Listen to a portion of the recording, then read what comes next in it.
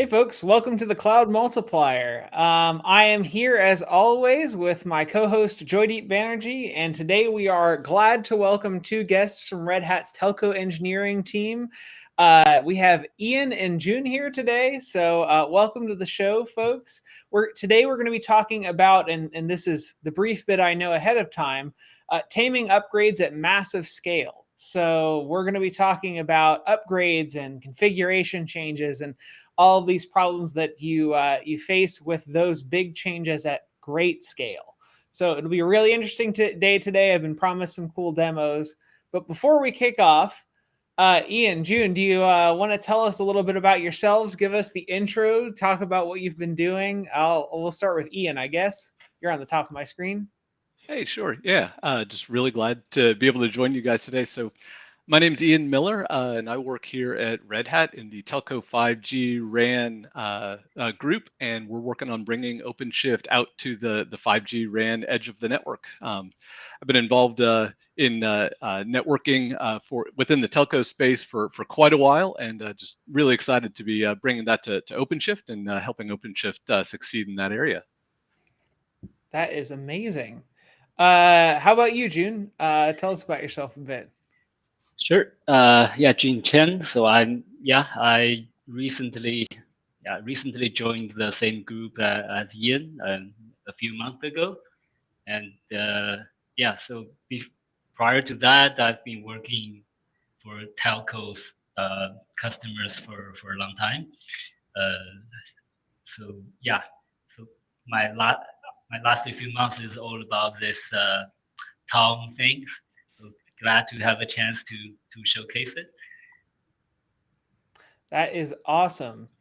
Well, welcome, folks. Someone in chat has already said, "Long live Telco Cloud." So we're a lot of the issues we're going to talk about today are definitely telco scale. I think I've looked at a little bit. I've peeked around their open source repos so far.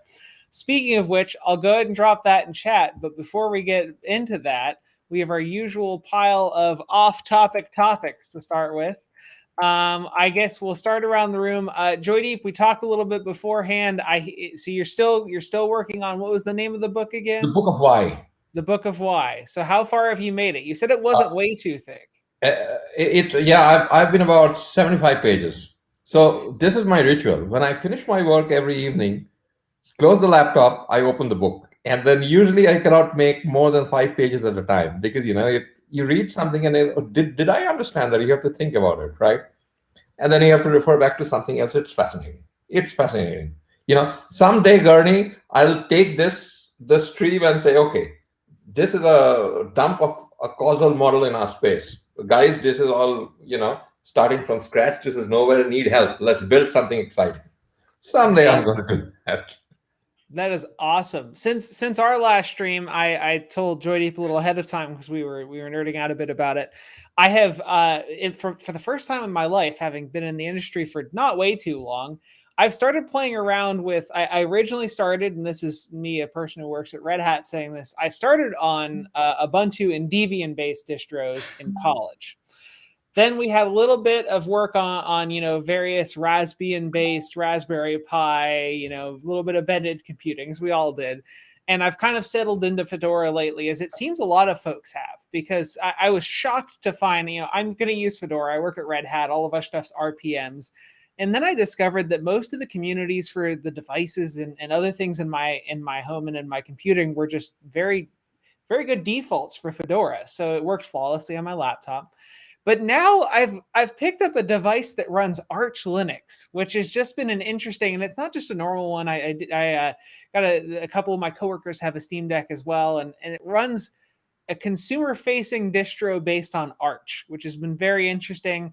Found one of the one other Red Hatter was a maintainer in the Arch community and said, "Yeah, that was kind of an interesting surprise that Valve told us. Yeah, we're going to use Arch for our new version for our handheld that we're going to put in normal consumers' hands."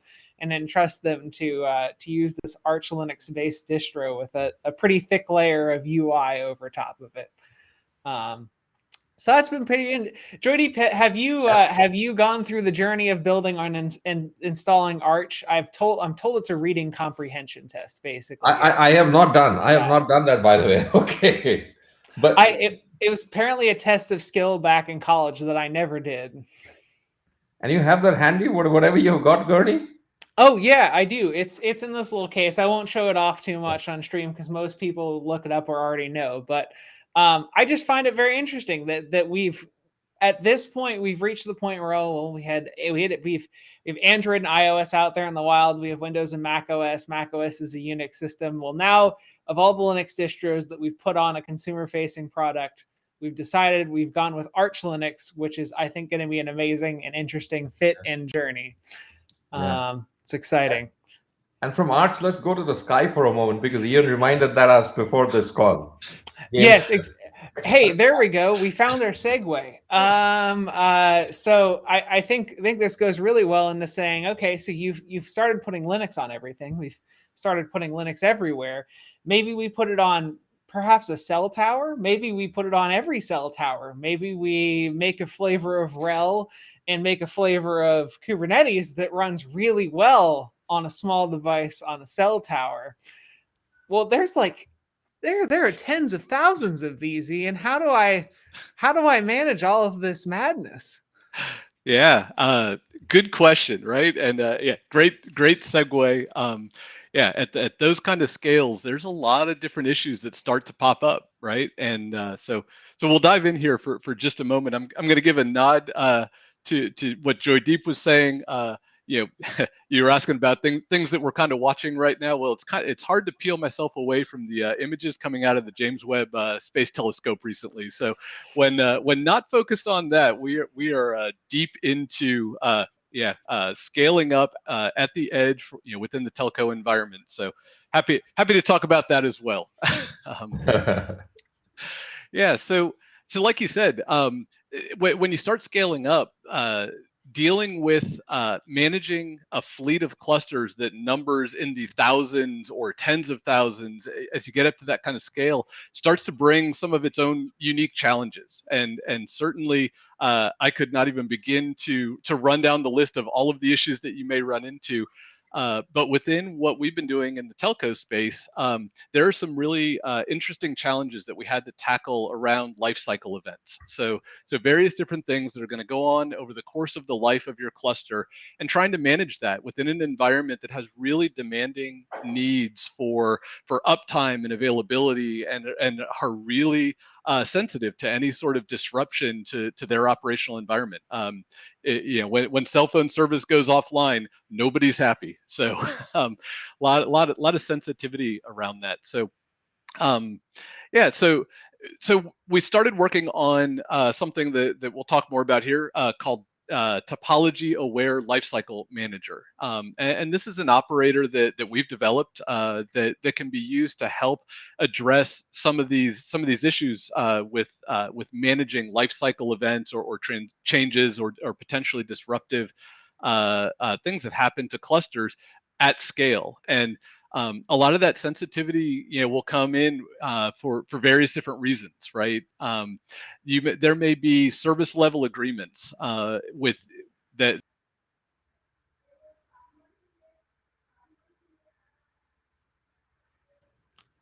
think we might have just lost Ian. That was the service level agreement piece. I think the service level agreement may have been breached there. This is interesting because coming into the show, my computer did lock up and we had to reset. So clearly, I think we're running on the same zone here. I can hide Ian real quick. So we'll pivot then. So I'll go ahead and branch a little bit. We'll see when Ian's connection comes back, Joydeep. I can watch him on the side. He has a network connection of 0 out of 10. So the lawyer's cut Ian's connection. We'll highlight that real quick. He was talking too much about it. Gurney, he was, and perhaps June can say this, something very interesting, that my cell phone connection when I'm talking that connection might be dropped if some stupid stuff is going on, and this stuff that June, Ian, you guys are working on can prevent that? You guys kidding me? Is it that real? I mean, you guys keep track of that topology? Or you guys Yeah, can set the topology? well, in a way, yeah, and we make use of the topology to do things in a coordinated fashion so that you never do high risk kind of changes uh, to both towers at the same time if they are supposed to Okay. cover each other. So that's a main thing here. Yeah. So we take computing and networking topology about we may have a primary and a backup, an A and a B, a blue or a green Yep. on a tower site. We may also have two towers, is what you're saying, that cover each other and have some coverage overlap and can take over for each other. So we're not just topology aware for computing. We're taking computing topology and distributing it over physical topology of land by Yep. putting on the cell towers. That's And amazing. so, in a crude way, we could probably approximate it as this is just another kind of rolling upgrade, where you make sure one is upgraded or one is changed before, what we do in our pods in OpenShift. Okay. All right. That's interesting. Amazing. That's interesting. Yeah. But I also wanted to say one note for an audience. I actually linked their open source repo in chat, but it is a different name than TALM. So TALM is used a lot. Topology-Aware Lifecycle Management. June. I don't want to get that wrong. Manager. Got it. Yeah. I guess the other question, John, is this related only to telco, or is this related to only 10,000 or 100,000? I mean, what if I have, let's say, 20 clusters, important clusters in which I'm running my production? I mean, Gurney runs some of these, right? You run some of these for us. You run the infrastructure for us. And if it's not working, Gurney, we won't cut you slack. No, it won't cut me slack. It fires alerts. So what are we talking? Can I use this to make my upgrades not impact our ability to ship a product as well? Yeah, sure. Like this started with like a more telco focused requirement, but the work is truly generic, where you just have to wherever you need to manage a number of a relatively large number of clusters, this can be very useful. Awesome. Whenever topology can play a role. We got Ian back. Ian, all you missed, a little bit of kickoff, a little bit of intro, and we talked about moving to the topology of a physical topology, a network of cellular towers, and we also talked about whether we can use this at a smaller scale in our day-to-day to make those upgrades a little bit less disruptive. On non-telco cases. Yeah. So great. Sounds like we're good. So was I just talking about uptime and that service disruptions are something that need to be avoided at all costs? Yeah, you said something about SLAs, and then you were there gone. you go. So we're looking for high levels of SLA. Demo number 1 is now complete. So we've got a couple more demos coming. So my apologies for that. But yeah.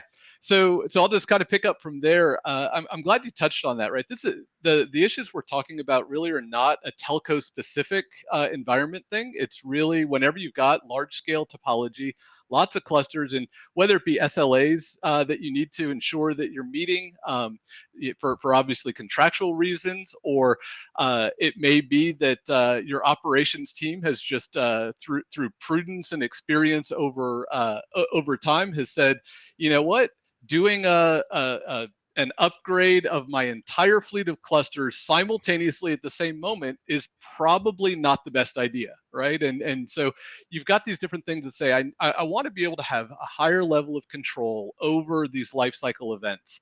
And certainly when you're talking about large scale like that, automation really is key. And so we were looking to try to bring some tools to allow us to build on other existing tools and bring in these things that allow us to manage in a topology aware way these life cycle events.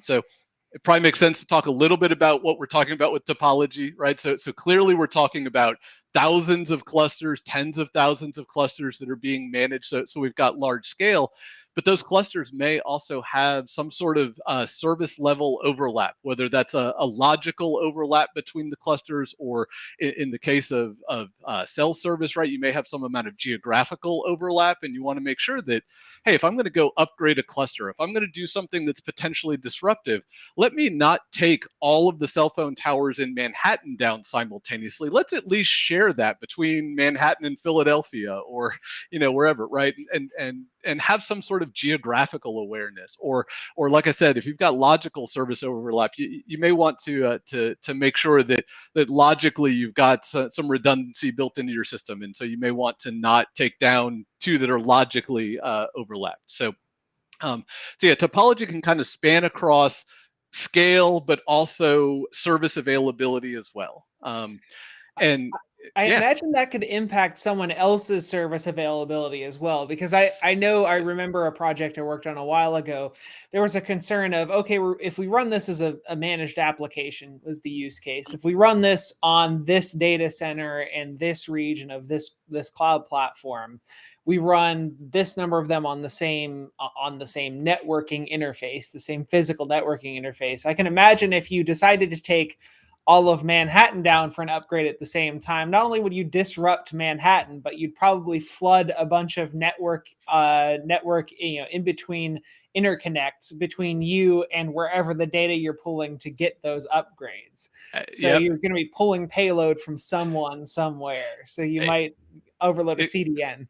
Yeah, exactly. And actually that's a great segue, right? So one of the things I haven't started to dive into is, right, what are some of these disruptive events that we're really intending to manage? And one of those would definitely be an upgrade of the base operating system, right? OpenShift. And sometimes that content is not small, right? The update may be fairly large. And if you're if you're dealing with bandwidth constraints, that topology may need to take into account that that you need to manage how many are sharing links, and so you may build that into your topology, and you certainly don't want to overwhelm the servers that are serving up that data, right? And so you want to be able to not only do it in a topologically aware way, but you also want to do it in progressive waves, right? So that you're not doing more than some limit that you've tested to, that you can support on whatever your content delivery servers are. So yeah, there's a lot of different ways that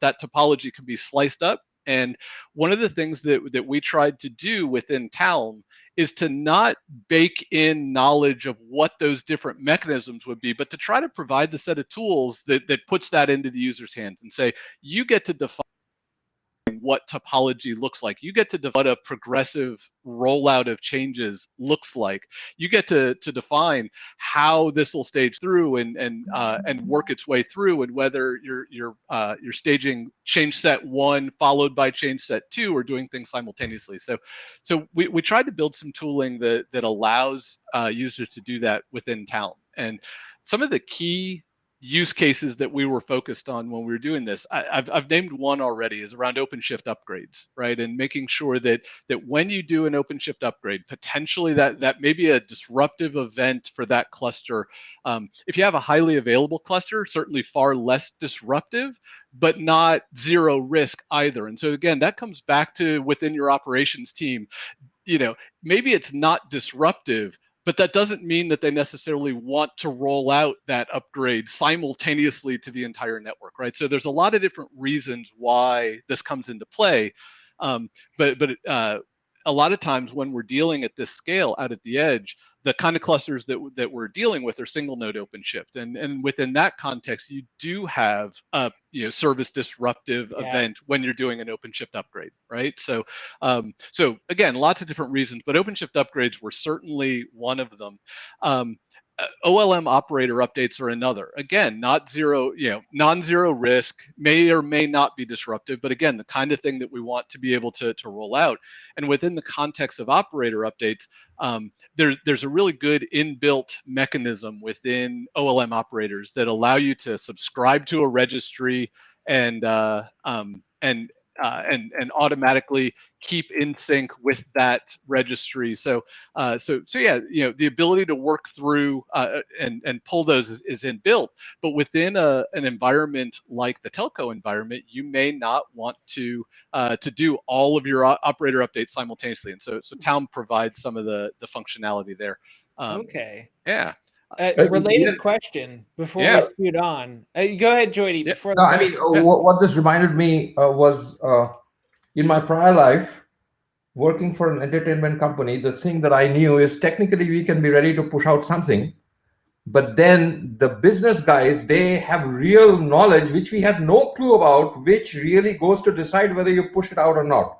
What you were telling, it struck the same chord that you are providing flexibility, I guess, through APIs for the user to customize however they want to handle it. Exactly. There's a lot of great features in OpenShift, right, that allow this functionality. There's a lot of great features within ACM that support and enable a lot of this. The piece that we were trying to fill in the gap of is give the user the tools to say we can time it when we want to time it. We can batch it the way we want to batch it, and we can roll it out in a controlled manner that allows us to meet whatever our operational constraints are, whatever that industry may be. Right? There's real reasons why they may not want to do simultaneously a whole lot of things, and so we're trying to give that additional set of tooling that builds on that great base to say here's the additional functionality that you need in an operational sense to go forward in your network and to be able to do the kind of updates that you're looking to do. So I guess the last one that I'll mention is really any configuration change could potentially be a risk. And so it doesn't even have to be the major, what we consider lifecycle events, but really any configuration change could potentially be something that a customer may want to may want to be able to manage using something like TALM. Okay. The question in chat, very related. I should not have put a caption on. Related, before we move on, is a question about using satellite as a local repo. So they're talking about the OpenShift upgrade repo server. I've worked with it a very little bit. I don't know if you've done any work with that to get that content closer to the edge where you're going to actually run that upgrade or not. I assume that's a complementary tool. Yeah, so that's a great question, right? And again, getting into the complexities of what topology means, and in bandwidth constrained networks, right? You may want and need to move functionality further out, toward the edge of the network, and certainly that content out toward the edge of the network. June, maybe I can hand over to you a little bit here. There's some primary use cases that we focused on within Tallow, but then there's some additional functionality as well that comes along with TALM that allows things like this. So in terms of moving or pre-caching content further out at the edge of the network, June, can I hand over to you on that? Sure. So we have this built-in feature where we can look at the upgrade you want to achieve, but without really doing it, we can make all the clusters involved to pre-download all the artifacts that's required, so that when you actually enable this or let this upgrade to start, all these clusters already have the artifacts local, right on the node. So you have much we know for the edge, often we have limited bandwidth or flaky connections. That's not good for bulk download, right? So it's important that when we start the upgrade, we already prepped this relatively risky step beforehand, right? So that's what we do for this particular concern. So I guess, June, what you're talking about here is, again, we are talking about real world systems, right? So you have to complete the maintenance within a certain time. You have to complete the upgrade within a certain time. So you only start the upgrade once you have made sure all the prereqs like downloading and things like that are done. And you are allowing those to be done prior. Yeah, that's the other major advantage. It makes the actual upgrade way faster, right? And the other thing is it gives you a better chance to succeed because you don't need to worry about your networking or your connections as much during this process. So exactly. Yeah, and I imagine that's really relevant if you're upgrading a bunch of networking appliances. That's amazing. You'll probably hear us say the word progressive quite a few times, during the course of this, right? Because it really is about enabling rather than one rapid, big, monolithic thing to happen across your fleet, right? To break it up into chunks. And so, I've talked a good bit about breaking it up into logical chunks to, for overlap in that sense. And what June was just describing is breaking it apart in chunks time-wise, right? And allowing different phases of the change to be done in two separate events. And as Joydeep said, right, you may have certain windows of time where you're allowed to make those changes or allowed to do those things based on your SLAs or whatever it happens to be. And so that allows, that feature of TALM allows you to do that pre-caching and then initiate that upgrade. Yeah, I can imagine. Go ahead, Joydeep. No, I mean, just one physical question, Gurney. Ian, June, you guys are talking about things similar OpenShift, Telco. Are they those small boxes we see while driving by, which are mounted at a tower in no man's land sometimes? Are you talking about those kind of things?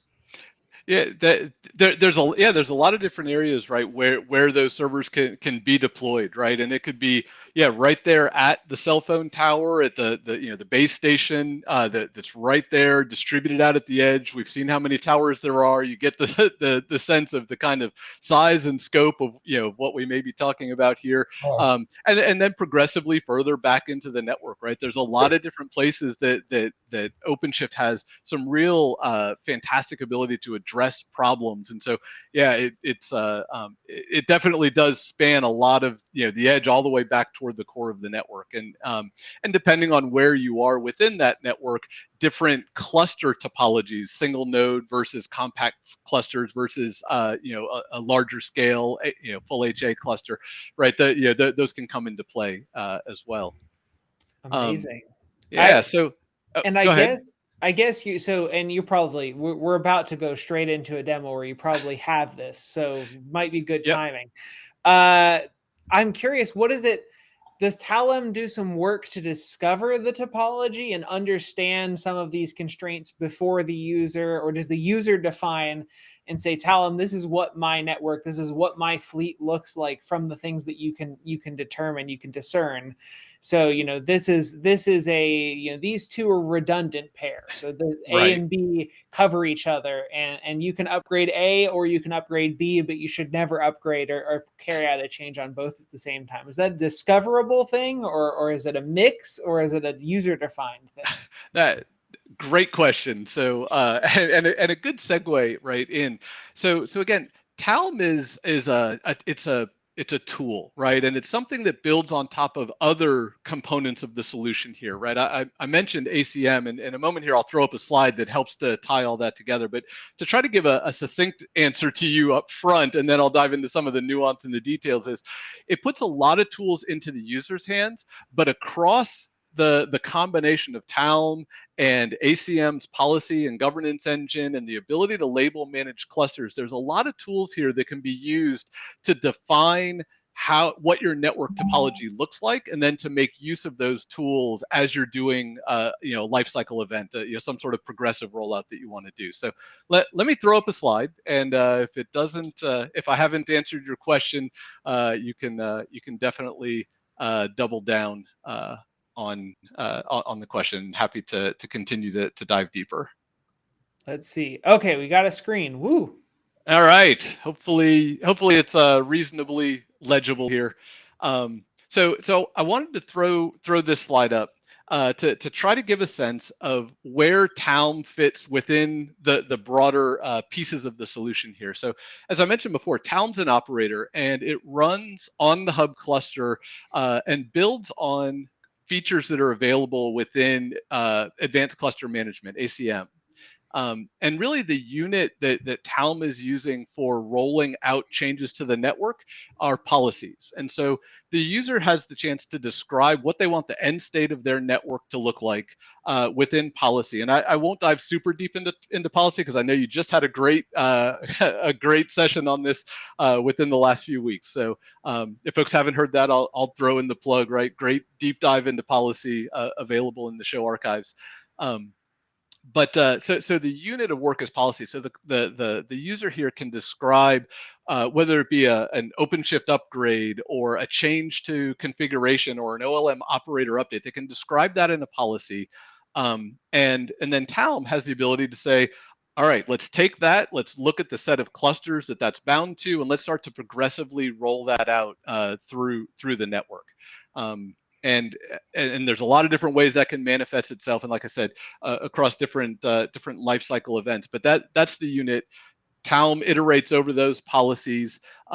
It'll do them in order, and so you can actually specify an order to the policies that you want it to remediate, and then you say across this large set of clusters, I want you to go and roll it out 5 at a time, 10 at a time, 500 at a time. You know, whatever that increment of or wave size is, it'll do that many concurrently, and then it'll move on to the next set, move on to the next set. So to answer your question, Gurney, it's a combination of the placement rules and the placement bindings that go along with policies, along with cluster labels that allow you to do some selection that let you define how you want to roll things out.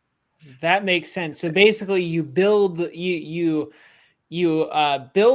via the building blocks of policy and labeling and all of these other constructs, and you're able to build a structure that says here's what my network looks like, and then you're able to build actions that you want to carry out on that network. So it's kind of your 1-2 punch. Yep, that's it. So let's dive through an example and see if that kind of helps. Apologies, can't fit quite as much on the screen and make it legible simultaneously. So we'll see how this goes here. I've scripted this out a little bit to simplify, but I'll talk through the steps and I'll show some different pieces here. The first thing I'm going to do is apply a couple policies that are going to describe my changes within the network. You'll notice on the left side of my screen here in the red, these are the actual sites. I actually have 5 of them configured up on this hub cluster. And so we're going to roll out a set of changes to those 5. And so the first thing that's happening here, and I'll zoom in a little bit, it's just creating 2 policies. So you'll see the first policy here, and then the second one here, and it creates the policy and the associated placement rules and placement bindings. Sorry, there we go. All right. So it applied those to the hub cluster. In the bottom right here, this is a view of the hub cluster, and so you can actually see the policies applied here. So you see 2 inform-based policies. That is one of the key things to what TALM is doing, is that we create all of our policies as inform-based policies. So they don't take immediate effect in changing the clusters that are out in the network, but you do get that immediate visibility. And so if I jump over into ACM, this is the ACM policy governance view. Let me zoom in a little bit. I don't know if that makes it hopefully a bit more readable. Again, you can see these 5 clusters, and you can see that there are 2 policies that are not compliant because these are describing a change that I want to make, but that I haven't made yet. And on the left side here, you'll see under config, the 2 policies, one is creating a config map and the other one's creating a secret. So trivial changes, but good for demonstration. And so you can see under these clusters, no config map, no secret. So we're basically sitting in a state where we've described the change, but not rolled it out yet. So the next thing I want to do is apply a cluster group upgrade CR. This CR is what describes to TALM what you want to do. And June's going to give a deeper walkthrough of what's in there. But the 2 high-level things that I want to point out, we list off the policies that we want it to remediate. And so you can see here the config map and the secret policy. And we tell it what clusters we want it to apply to. And I'm just doing it by label here. So all of these clusters appear to be named after space shuttles. And so the label fleet equals shuttles is common to all of them. So I'm basically saying I want to update all 5 of these, but I want to do at most 3 at a time. When I created that cluster group upgrade CR, you can see here that it's enabled false. And so it's giving us the status saying, hey, the upgrade is not started yet. So the next thing I need to do is to go enable that. And that's just a simple patch to that cluster group upgrade CR. And now TALM is actually remediating those clusters. Let me zoom in on this screen here a little bit. You'll see that in addition to the inform policies, we now have enforce copies of those. And this is how it's actually pushing those changes out to the network. It's taking those, and in this case, 3 clusters at a time. I'll jump back here to the ACM view, and it's a little easier to see. You can see it's remediating those 3 clusters. The first policy is now done. The second one is about to be done. The reason it says 4 here is, remember, we have an inform and an enforce copy. That enforce copy will disappear. So the first batch of 3 is done. It's now moved on to the second batch, the 2 remaining clusters. It's remediating those, and in about the next, I don't know, 20 seconds or so, those will complete, and all 5 clusters will have.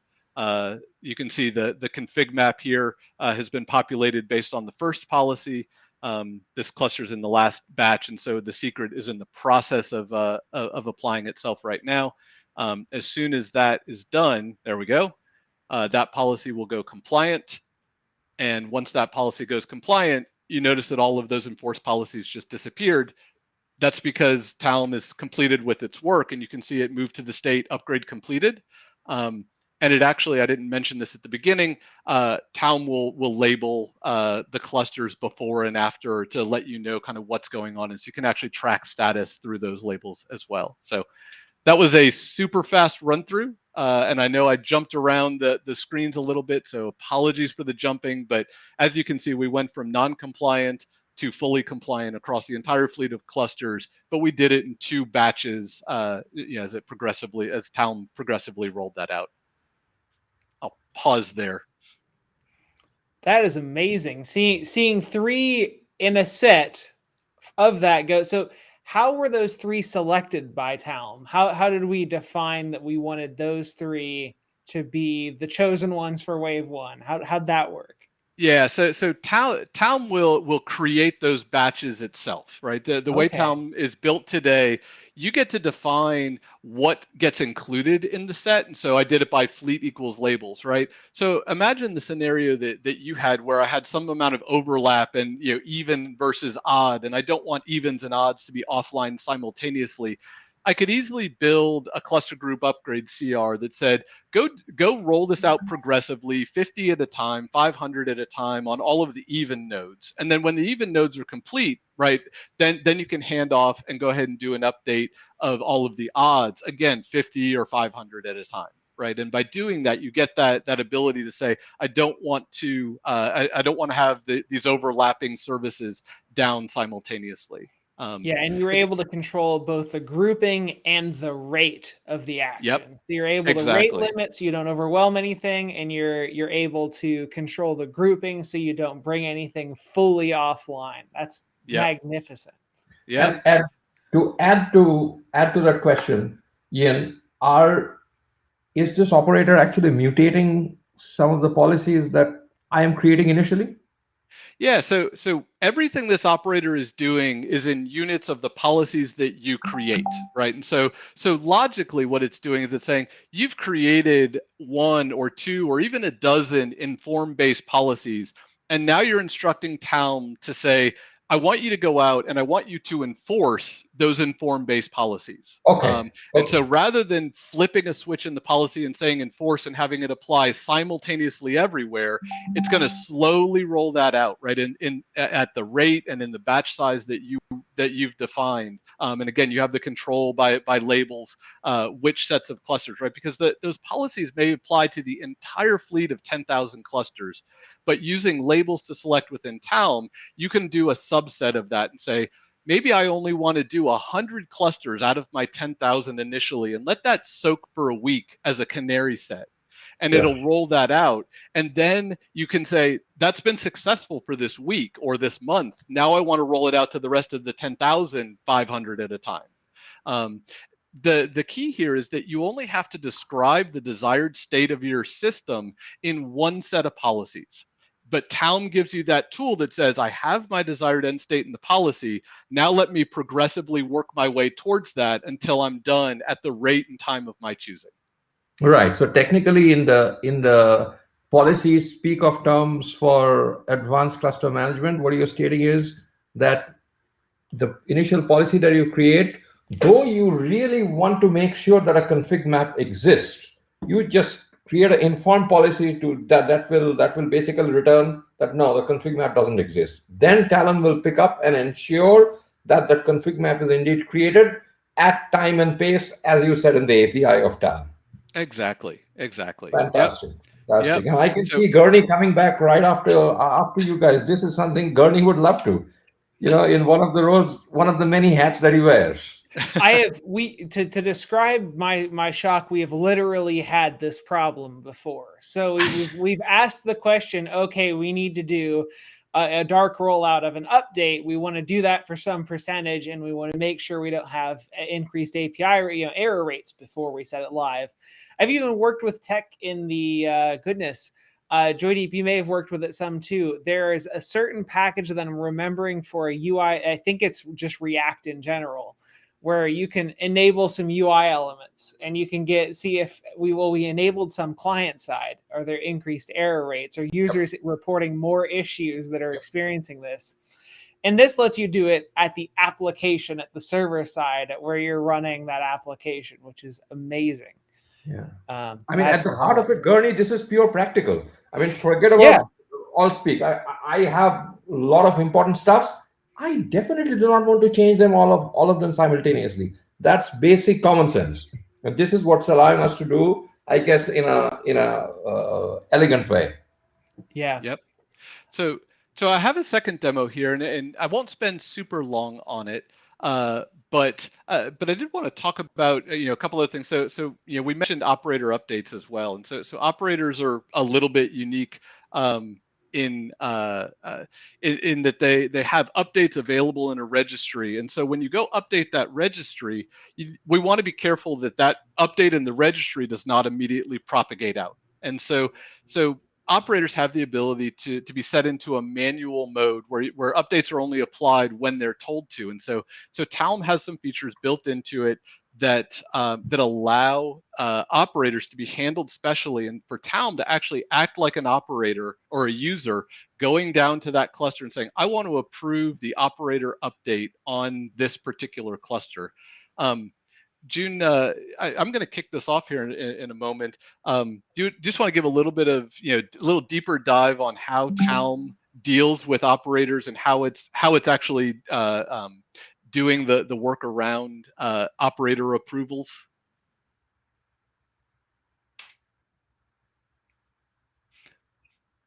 So, I think June might be muted.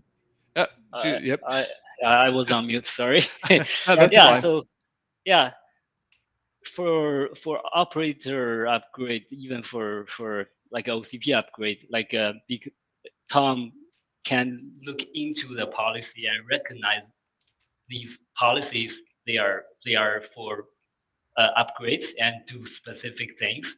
Like one example is the pre-caching example we already talked about. We'll look at the versions and do the download beforehand, right?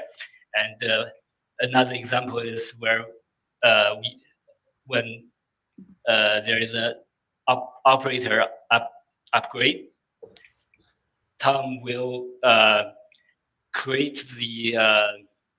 will monitor the subscription status on those clusters and do the manual approval that's normally done by operator when we reach that it's called upgrade pending status. So that's this additional logic for operator upgrade policy. Yep. Sorry, I was trying to highlight as you were talking, June. So okay, yeah, exactly what you said, right? TALM noticed the upgrade pending state, and you'll see right here as it upgraded the operator, it set that manual to true. right? And Yep. it enabled that.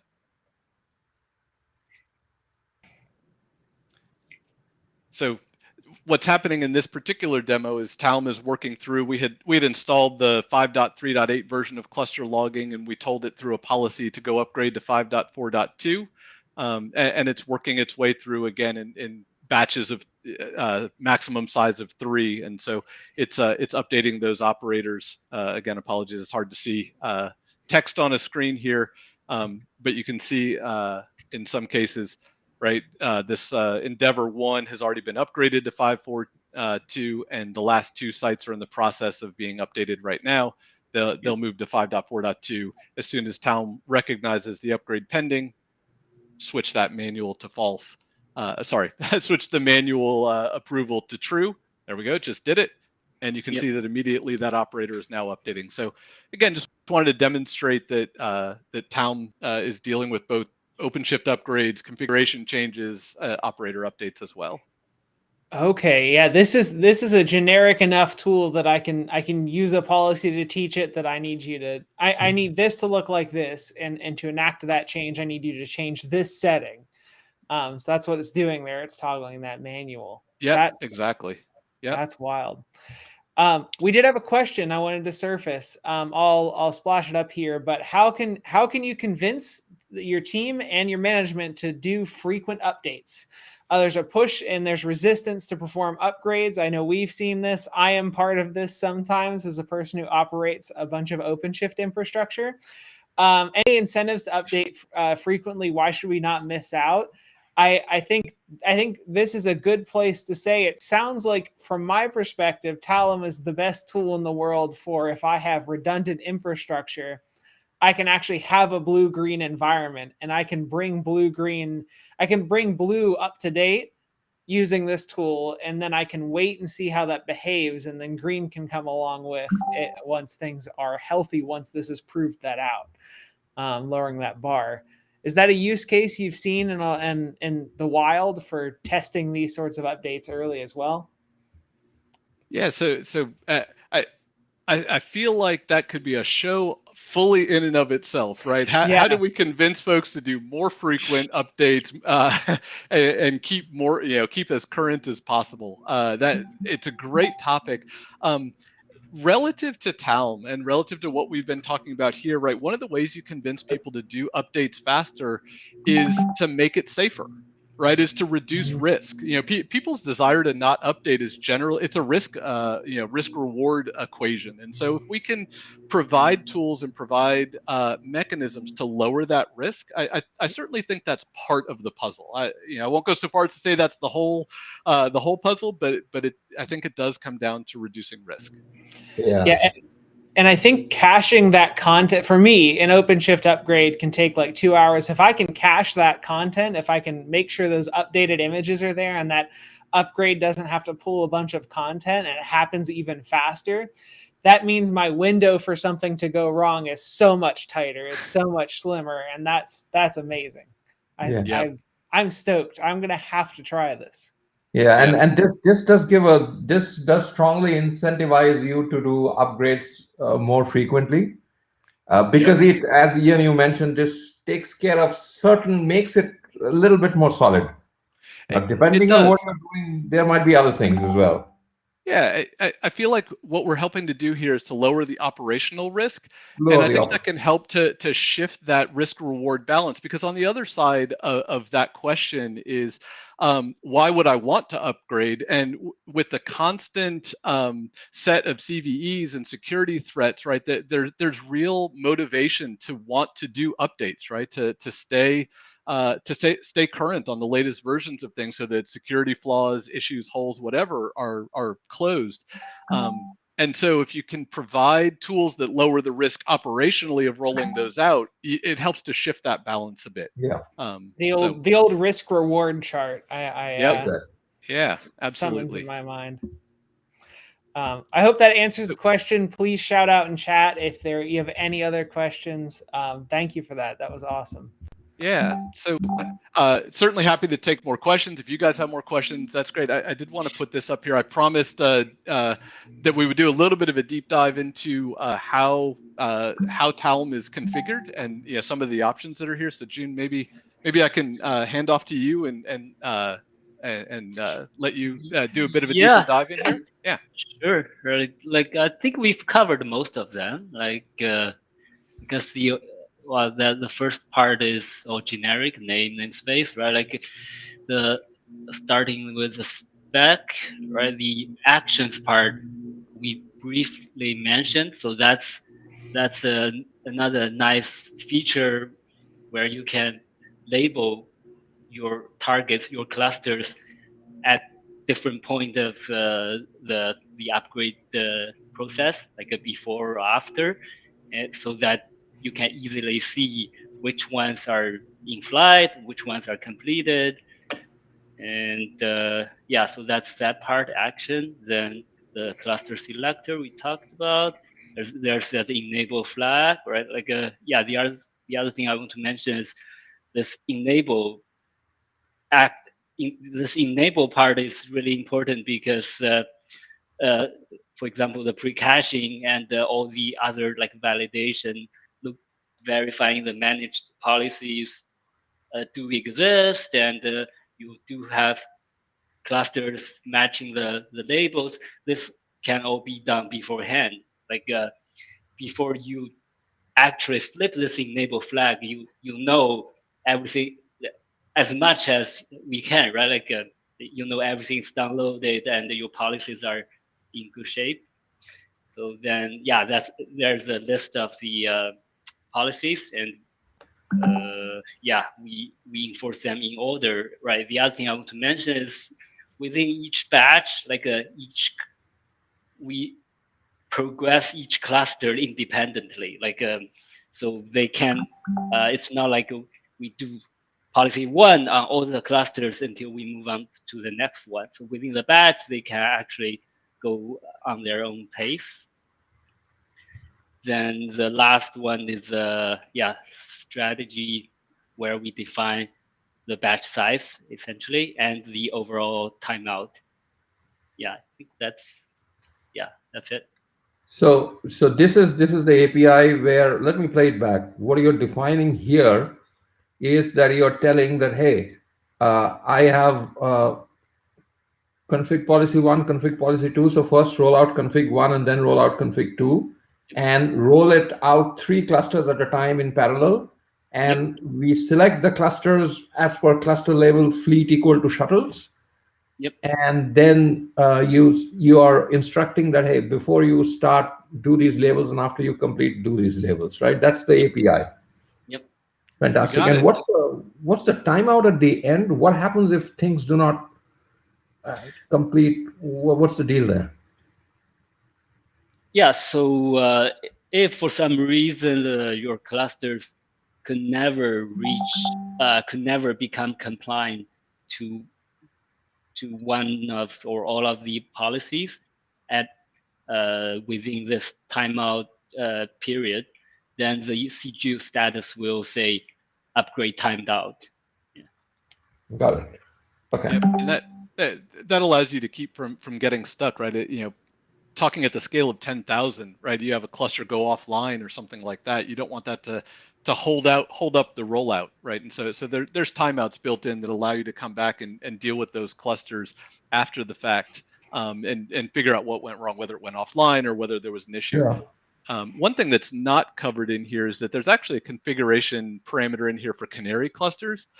And Canary clusters are actually a batch that are run before any other clusters are run. So you can identify a very specific set of clusters to run first. And if you experience any failures in that set, that's fatal. And and it's determined that at that point the rollout should not proceed and it won't move on to other clusters. And so again, a little bit of sort of operational experience that says, let's test this out on a cluster or two if you want, and make sure that goes well before you go kicking it out to the entire fleet. So if you've got a typo somewhere, this is one last chance to catch it before things go Yeah. live. Yeah. And I can also imagine that the timeout is very valuable because you can always query these policies that you're rolling it out by. You can query what's not compliant, what's not up to date. Yep, exactly. And that way you can know what you need to remediate. But also at the scale of like 10,000 items, I can imagine there's probably 1 or 2 or 10 or 100 that are down at any point in time for some reason. We're talking physical hardware sitting out in the wild. So there's a decent chance you're going to have some level of acceptable outage at any point in time that has no effect on the network that you're aware of, but you can't wait for the system to be in a perfect state to roll out these sorts of changes. You can, but you won't ever roll out any changes. Yeah, exactly. Yep. Yeah, exactly. So That this makes is sense. designed to get the maximum amount of work done that it can, right? To move your entire fleet forward based on these policies, but it's not trying to re-implement or anything about policies, right? Policies are a really good tool for managing the state and for describing how you want things, and they've got the visibility so you can see what, which clusters are compliant, which ones aren't. This is just an adder on top of that, right? It builds on top of that framework and says, let's give you the tools, put them in your hand to allow you to progressively move your entire fleet to that end desired state. Amazing. That is awesome. And then, oh yeah, the other important question that I saw, and I'm stealing Joydeep's question here, by the way. Little back room. Joydeep and I have random thoughts beforehand that we make sure we write down. I have them typically in the shower. The good shower thought is, does GitOps fit well into this paradigm? So I've pushed a change. Everything is driven by GitOps. I have my fleet of clusters that's all driven by GitOps. I push a change, and I expect the answer here is probably, well, do you have your policies defined via GitOps? That's how you'd accomplish this, and I'm guessing that's how that goes. Hit the nail on the head. Yeah. I think I'm slightly embarrassed that you said GitOps before I did. We're all about GitOps. Again, right? We're dealing with scales of thousands and tens of thousands of clusters, right? That's got to be manageable in a really rigorous way, and GitOps is a fantastic way to do that. And so again, that's a whole topic on its own.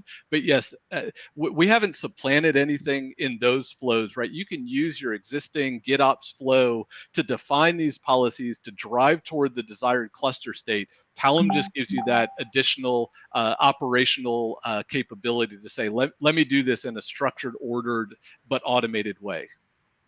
That's so I can make my GitOps change and not, finger check a change to 10,000 clusters at the exact same time with no remediation, no timeout, and everything. Exactly. So as the person that's doing the git commit git push, you're really glad that you've got this tool sitting in between, because that git log is also going to tell everybody who did that push. Yeah. So yes, exactly. Get blame. Who to blame for this one? That's and the canary column. I'm really curious about that. That's very interesting that I can have that defined. You push a change, PR comes, I can imagine, push a change, PR comes in, it runs through CI, it gets merged. And then you still have one extra protective layer of canary in that rollout to see if something goes wrong. Your ops team won't blare up immediately and say, oh no, everything's wrong. Yep, exactly. Right. Gives you that initial sanity check. The yes, this is okay. Now, now we're going to move on to the rest of them. And the fun thing about this is the API doesn't look too complicated. I'll confess, I have never looked at this API earlier. So I was, all the promises that you guys are giving, I was wondering how complex the API would be. Yeah, this is super simple. I love it. That's amazing. Yeah, because we built this on top of a lot of good stuff, right? Like a policy and. Yep. Yeah, exactly. So, June highlighted a couple things here that are right. These labels, for example, right? These are things that are not core and central to the story of progressively rolling out the state and the changes, but these are really features that go with that additional theme of, let's make this really usable in an operational environment, right? Let's put some additional tools in here that make it easier for people that are using this. I think we've got one more slide here. Yeah, that talks about a few of those other features. And so, at least briefly, I wanted to just touch on these, or June. I think you can do a much better job touching on these than I can. Well, So yeah, I think yeah. we've touched pretty much all of them, right? Like a chaining, that's where we do blue, green, like a one CR for blue, one CR for green, and chain them together so that like one doesn't start until the other one completes, right? And we talk about the sequencing and ordering. So like we do enforce them on every cluster in the same order as they show up in the CR, right? And we talk about the pre-post actions, pre-caching. Yeah, and I think you hit this really well too. Like you make a change, like in the policy, but they don't take effect. But you can see which clusters will be impacted if we do make it happen, right? So that's I think that's we covered this one pretty well. Excellent. I have to stop. Go ahead, Joydeep. I think you have the same question I do. Are you sure? Okay, I had the question in the Go last for it. line. I didn't understand what it meant. Oh, This one? No, the slide that June was talking to, right? Yes, the last line. Sorry. Errant changes to the policy results in non-compliance. So I'm thinking I've deployed something, right? I've created an informed policy, and TALM has gone ahead and deployed it, and then accidentally I make a change to the policy. Is that what it's talking about? Yeah. Go ahead, June. Yeah, okay, so okay, maybe that's just one use case in my mind. Like if you make a change, you expect maybe this set of cluster, maybe half of your cluster is supposed to go non-compliant, but you made a mistake and you see all of them went non-compliant, then you know right away this is something I need to take another look at, Got right? it. Got it. I don't know, Ian. Yeah, you. Yeah. Well, so June brought out an aspect that was actually a different one than I was going to say, but June's spot on, right? I mean, this structure, right? The methodology of saying I want to craft all of these as informed policies gives you that opportunity to see exactly the scope and impact of your changes, right? If you really want to, you can go look at every cluster and see exactly what change is going to be made based on that policy before you actually do it. And so if it applies, like June said, if it applies to all of your network and you only intended for it to apply to a subset of your network, you see that before it becomes live. So that's huge. The other one is maybe you made a mistake, right? And there was a typo, and that managed to get its way through. You have the opportunity to review that in the informed policy prior to pushing it to your cluster, right? Yeah. It doesn't. If it were an enforce-based policy, the moment you hit git push and that got synced to the hub, that's going to start going live immediately, right? And so again, you have the ability to see the scope and impact of all of your changes. Yeah. That's amazing. I see, Joydeep, we were actually going different ways. I was going to say I can't not stop and say, if chaining means what I think it means, I can have different sets for A and B, and A happens and then B happens. So A goes through waves, B goes through waves. So I can have a region that has an A and a B that are labeled separately, a blue and a green. And I can do blue, and then I can, if blue's up and successful and meets these criteria, then I can do B in a chain afterward. And the same for regions. Maybe I update northeast, and then I go southeast, and then I do central, and then we just go through these regions as a chained series of upgrades. So it just kind of lets you make a series out of these upgrade CRs. One more note on chaining. It can be, it definitely can be used that the way you just described, but it can also be used to the same set of clusters, but where you want to group your change sets into two pieces, and you want the first group to be applied to all the clusters until you start the second piece on any one of them. So that's another dimension of chaining. So that, it can be used in either way. So if I have 3 SRE teams for 3 different applications, or, SRE teams doing rollouts for 3 different applications, app A is going to make a change. through that sequence. They're on call. Okay, it completes. App B starts the rollout. Yep. Make change, or even dependent changes. I need The- all of yeah, this to say be B out. then requires all of A it- to yeah. be upgraded first, right? Like yeah. Amazing. That is Yep. awesome. Yeah, another really practical example, right? I want to go do all of my OpenShift upgrades, and then I want to follow that with my operator updates, right? Now I want to do them in that order. So, yeah, a lot of different And- ways to take Yeah. the tool and bend it to the type of operational scenarios that you want Right. to And run through. and Ian, I mean, let me steal something which I already know. We already know about this, but it's very important in this world that this could probably reduce the amount of restarts that are required on the machine if we do it correctly, right? And Potentially, right? Just depending on how you structure and order things. Right. Yeah, you can really you can tailor the way that the change occurs Right. to be tuned to what you want to happen. Yeah. Correct. And in the case of single or OpenShift clusters, restarting means that fellow is not available at all and goes Yep. back to serviceability. Yep. Okay, we are still alive. I thought that's a Yep. jinx word. The moment we Yep. say serviceability, the connection cuts out. Yep. I mean, what was that? A service level agreement, I guess. SLA. Yep. Anyway, So yeah. so we've covered a lot of ground. There's certainly more aspects of TALM that we can dive into. We're always happy to take questions, but we kind of mentioned it up top, but I did want to mention it again, right? TALM is building on top of a lot of really good technologies, and we really benefit from those. Obviously, we've talked a lot about policy and ACM and the tools that ACM is providing.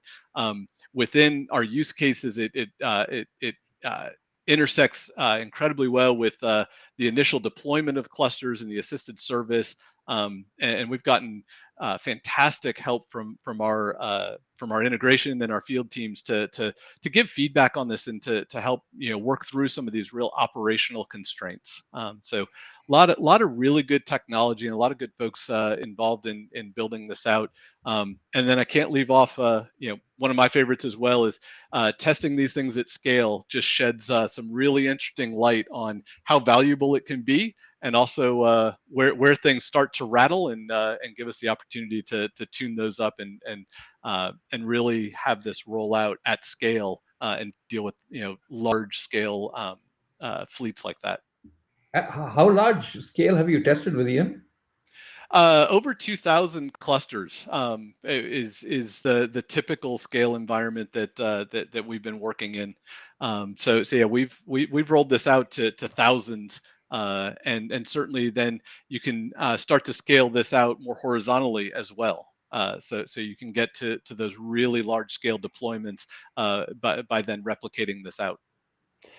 Okay, kind of get to your regional scenario, and then and stack it probably. Yep.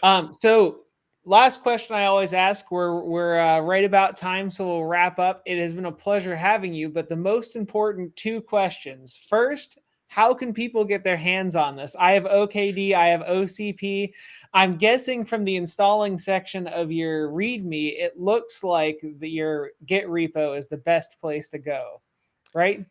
Yeah, you can absolutely do that, right? This is a project in the upstream repos. So I think you posted the link to that up front, and if not, we can certainly drop a link here into the cluster group upgrades repository on GitHub. We certainly have the downstream versions as well within Red Hat, built out as an operator, and just builds on top of all that great work in ACM and the policy engines. Amazing. What is the operator called, by the way? Because I have Operator Hub up right now on my cluster to start enabling this. Yeah. So it'll be published as the Topology-Aware Lifecycle Manager, I believe, is Awesome. the name it'll be published under. Okay, so not published yet. Coming soon. Trademark. Yep. Coming very, very soon. Imminent.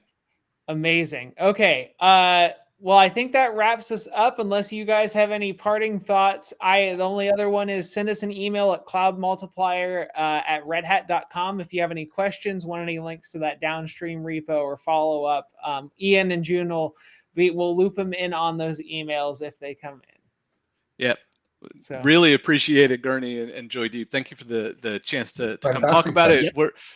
it. We certainly enjoy it. These issues are a lot of fun to dig into, and yeah, folks are always welcome to reach out to us. We're glad for questions and comments, and yeah, would love folks to reach out. Thank you, guys. Fantastic. Thanks for joining us. Thank you.